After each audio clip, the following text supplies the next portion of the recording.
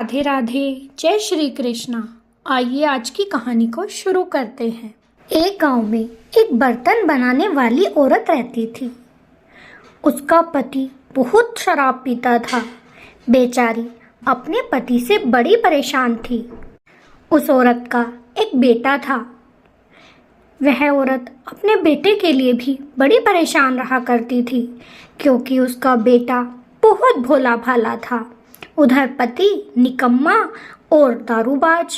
पहले मिट्टी के घड़े बनाती, फिर उन्हें बाजार में बेचने जाती। उनसे जो धन मिलता उससे घर खर्च चलाती और थोड़ा बचाकर रख लिया करती थी। ऐसा करते करते उसे कई साल बीत गए और उसने जो पैसे बचाए थे, एक दिन उन्हें देखने लगी तो देखा कि उसके पास 60 रुपए हो गए थे। वह अपने बेटे से बोली, बेटा ये ले 20 रुपए और जाकर कोई काम धंधा शुरू कर ले। मैं कब तक ऐसे ही काम करती रहूंगी। अब तुझे भी अपनी जिम्मेदारी समझनी चाहिए। बेटा 20 रुपए लेकर बाजार की ओर चल दिया। रास्ते में उसने देखा कि एक आदमी बहुत सारी बकरियां लेकर जा रहा था। उनमें से एक बकरी बहुत ज्यादा पतली और मरियल थी, जिसे वह आदमी डंडे से पीट पीट कर आगे ले जा रहा था। अब भोला को उस पर दया आ गई। भोला ने सोचा, ये इस बकरी को मार ही देगा। अच्छा है कि मैं इसे खरीद लेता हूँ। उसने वे 20 रुपए उस आदमी को दिए और उससे वह बकरी खरीद ली। खरीदने के बाद भोला सोचने लगा कि मैं इस बकरी को अब कहाँ ले जाऊँ। घर ही ले जाना पड़ेगा, क्योंकि मैं इसे बाहर रहकर तो अच्छे से खाना पीना नहीं दे पाऊंगा। वह यही सोचकर उसे अपने घर ले गया। उसकी माँ ने जब उस मरियल सी बकरी को भोला के साथ देखा तो उसे बड़ा गुस्सा आया और बोली, अरे ये मरियल सी बकरी कहाँ से उठा लाए? मैंने तुम्हें व्यापार करने के लिए कहा था, वो तो तुमसे हुआ नहीं और ऊपर से ये बकरी उठा लाए। जाओ पहले कुछ काम धंधा कर लो। तब भोला बोला, माँ इस बकरी को एक आदमी बहुत बेरहमी से पीट रहा था, मुझसे नहीं देखा गया, इसीलिए मैंने 20 रुपए में बकरी उससे खरीद ली। माँ ने जब ये सुना कि इसने 20 रुपए इस मरियल सी बकरी के लिए गवा दिए तो उसे और भी गुस्सा आया। वह कहने लगी, इस बकरी को मेरी नज़रों के सामने से ले जा, नहीं तो आज मैं तुझे खाना तक नहीं दूंगी। भोला ने अपनी माँ से बहुत मन्नतें की और आखिरकार उसकी माँ मान गई। अब तो भोला ने खुशी खुशी उसे अपने घर में बांध लिया और उसे हरा हरा चारा लाकर डाला। उसकी खूब देखभाल करने लगा। धीरे धीरे बकरी खूब तंदुरुस्त हो गई। कई दिन बीत जाने के बाद उसकी माँ ने फिर से भोला को अपने पास बुलाया और बोली, बेटा जा 20 रुपए और ले जा, लेकिन इस बार कोई काम धंधा जरूर कर लेना, मुझे तेरी बड़ी चिंता रहती है। भोला फिर से 20 रुपए लेकर बाजार की ओर चल दिया। आज भोला बाजार में उस रास्ते से ना होकर नदी के रास्ते से जा रहा था। तभी उसने देखा एक मछुआरा कुछ मछलियों को पकड़कर ले जा रहा था। उनमें से एक मछली सुनहरे रंग की थी, जो कि भोला को बड़ी सुंदर लग रही थी। भोला ने सोचा, इस मछली को अगर ये मछुआरा ले जाएगा तो वह इसे भी मार देगा, लेकिन मैं इसे मरता नहीं देख सकता। भोला ने 20 रुपए उस मछुआरे को दे दिए और वह सुनहरी मछली उससे ले ली। भोला उस मछली को पाकर बहुत खुश था। वह खुशी खुशी अपने घर लौट आया और उस मछली को एक पानी के जार में डाल दिया और बोला, अरे मेरी प्यारी मछली, अब तू खुशी से मेरे घर पर रह, अब तेरा कोई कुछ नहीं बिगाड़ पाएगा। तभी उसकी माँ कमरे में आ गई। उसने उस मछली को देखा तो फिर से जल भुन गई और अपने बेटे से बोली, अरे भोला, आज भी तूने कोई काम धंधा नहीं किया, इस मछली को लेकर फिर से घर आ गया। भोला ने फिर से सारी बात अपनी माँ को सुनाई, लेकिन माँ को उस पर थोड़ी भी दया नहीं आ रही थी। माँ ने कहा, अरे बेटा, तेरे भविष्य का सवाल है। अगर तू इन कामों में पड़ा रहेगा तो काम धंधा कैसे शुरू करेगा? तेरे भले के लिए ही कहती हूँ बेटा। भोला ने कहा, माँ, इस बार कोई गलती नहीं करूँगा। बस इस मछली को भी अब यहीं रहने दो। मैं इस बार जरूर कोई काम धंधा करूँगा।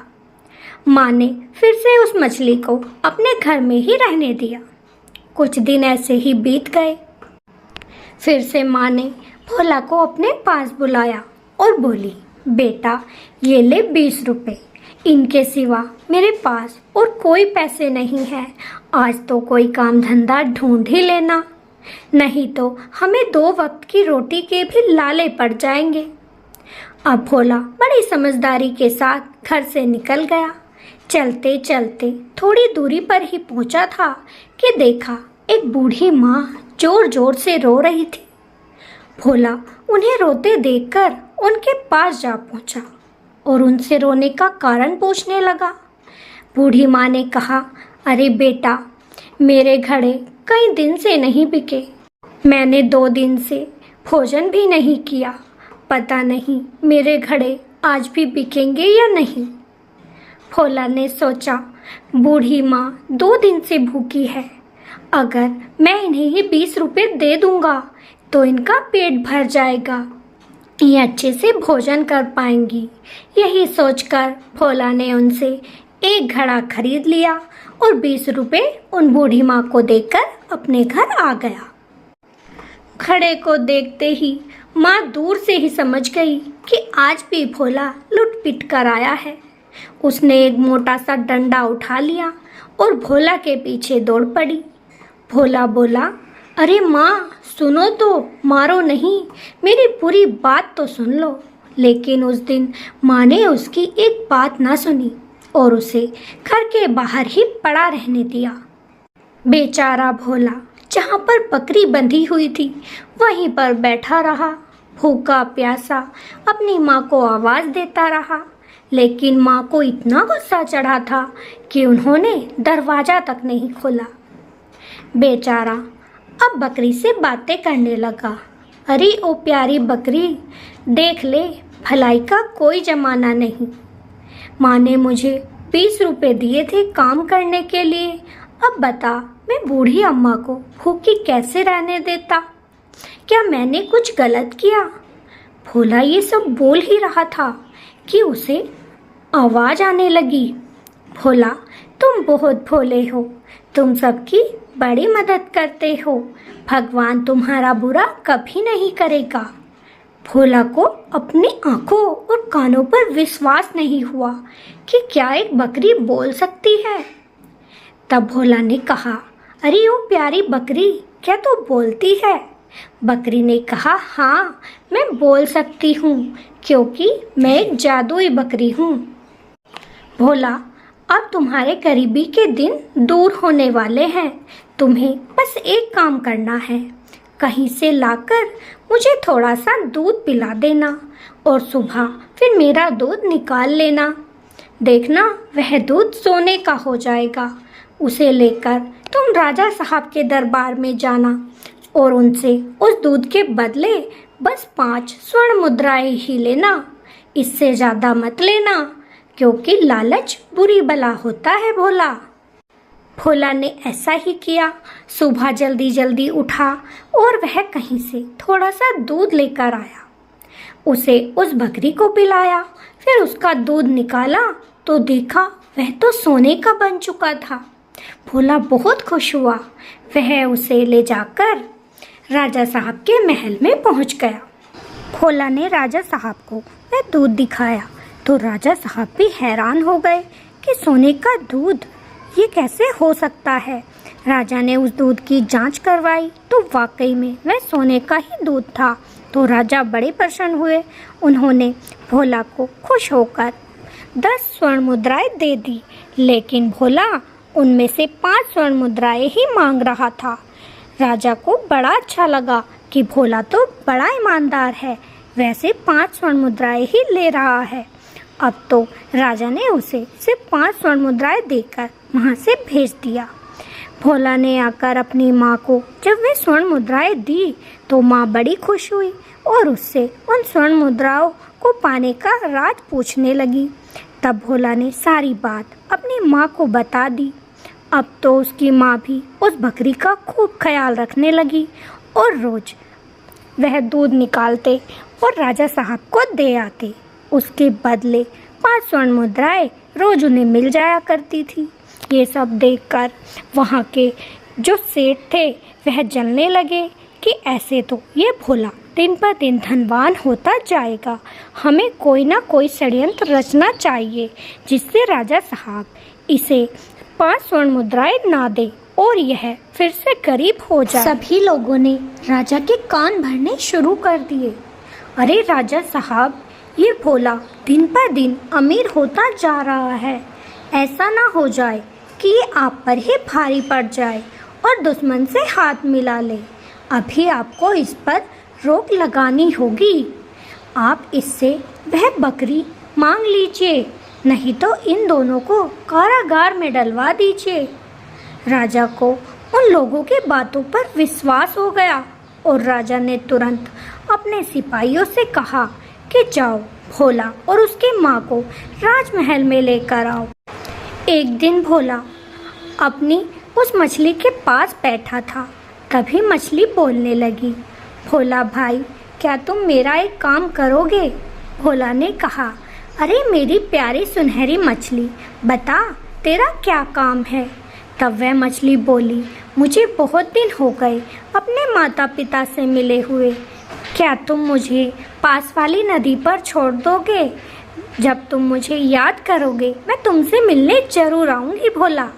भोला ने कहा, ठीक है मछली रानी, जब तुम ऐसा कहती हो तो मैं ऐसा ही करूँगा।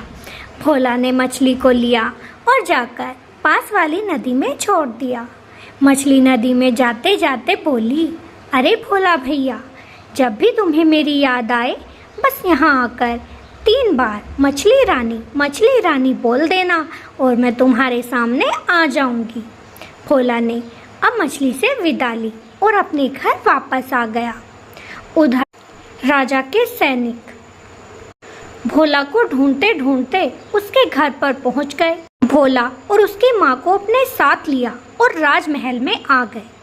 राजा ने भोला से सारी बातें कही कि या तो अपनी वो बकरी हमें दे दो, नहीं तो तुम दोनों को कारागार में डलवा दिया जाएगा।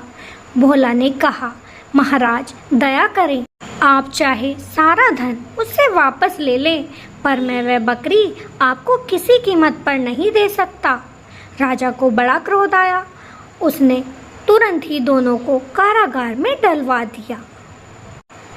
सभी अमीर दौलतमंद सेठ बड़े खुश हुए कि अब तो हमारी चाल काम कर गई और ये भोला तो कारागार में जा पहुंचा। ऐसे ही कुछ दिन बीते थे। नगर में सूखे की समस्या आन पड़ी। बारिश ना होने के कारण खेत बंजर होने लगे और सारी फसल सूखने लगी। सभी किसान, गांव वाले बड़े परेशान। अब क्या होगा? हमारा अन्न कैसे उगेगा? सारे खेतों में सूखा पड़ चुका है। सभी सोचने लगे, जब से भोला और उसकी माँ को राजा साहब ने बंदी बनाया है, क्या तुम्हें नहीं लगता कि ये सारी समस्या तभी से उत्पन्न हुई है? हमें राजा साहब के पास जाना चाहिए। उनसे हमें यह विनती करनी चाहिए कि वह भोला और उसकी माँ को छोड़ दे, नहीं तो हमारा गांव सूखे की वजह से भुखमरी में पड़ जाएगा। सभी गांव वाले राजा साहब के पास गए और उनसे विनती करने लगे। राजा को भी थोड़ा थोड़ा लगने लगा कि कहीं सच में ऐसा तो नहीं है कि भोला की वजह से ही गांव में सूखा पड़ा है। राजा ने भोला और उसकी माँ को छोड़ने के लिए बोल दिया, लेकिन साथ ही साथ ये बात भी बोल दी कि अगर भोला के जाने से गांव में बारिश नहीं हुई तो मैं भोला को फांसी पर चढ़वा दूंगा। बेचारा भोला वहाँ से रिहा तो हो गया, लेकिन मन में यही सोच रहा था कि मैं बारिश कैसे करवाऊंगा। मैं कोई देवता तो हूँ नहीं जो मेरे कहते ही बारिश हो जाएगी। बेचारा जाकर अपने घर के कोने में बैठा यही सब सोच रहा था। तभी भोला को अचानक से एक आवाज़ आई, अरे ओ भोला, जरा इधर तो देख। भोला ने इधर उधर देखा तो उसे कोई न दिखाई दिया। भोला ने फिर कहा, तुम कौन हो और कहाँ से बोल रहे हो? तब भोला की नज़र उस घड़े पर पड़ी और उससे लगा कि जैसे ये घड़ा ही बोल रहा हो। भोला ने कहा, अरे ओ प्यारे घड़े, क्या तू बोलता है? घड़े ने कहा, हाँ, ये आवाज़ मुझ में ही आती है। तुम्हें तुम्हारी समस्या का समाधान मिल सकता है अगर तुम एक कार्य कर दो। भोला ने उत्सुकता से पूछा, क्या करना होगा मुझे? तब घड़े ने कहा, कहीं से एक बूंद पानी लाकर मेरे अंदर डाल दो तो मैं बारिश ही बारिश करवा दूंगा। भोला सोचने लगा, पानी कहाँ से लाऊं? पूरे गांव में कहीं भी पानी नहीं है, मुझे नदी पर ही जाना होगा। भोला नदी पर जा ही रहा था कि उसे उस सुनहरी मछली की याद आ गई। तब उसने उस प्यारी सुनहरी मछली को याद किया। ओ प्यारी सुनहरी मछली, तुमसे मिलने को मन करता है। ये सब बातें भोला ने 3 बार बोली। तुरंत वहाँ पर सुनहरी मछली आ गई। सुनहरी मछली भोला से बोली, अरे प्यारे भोला, क्या बात है, तुम क्यों इतने उदास हो? भोला ने सारी बात मछली को बताई। तब मछली बोली, इसमें कौन सी बड़ी बात है भोला, तुम मुझे अपने घर लेकर चलो, मैं थोड़ा सा पानी अपने मुंह में भर लूँगी और जाकर उस घड़े में डाल दूँगी। भोला ने ऐसा ही किया। अब तो उसने मछली को अपने घर ले जाकर घड़े के ऊपर रखा तो मछली ने उसमें 2-3 बूंद पानी टपका दिया। इतना होते ही घड़ा पानी से भर गया।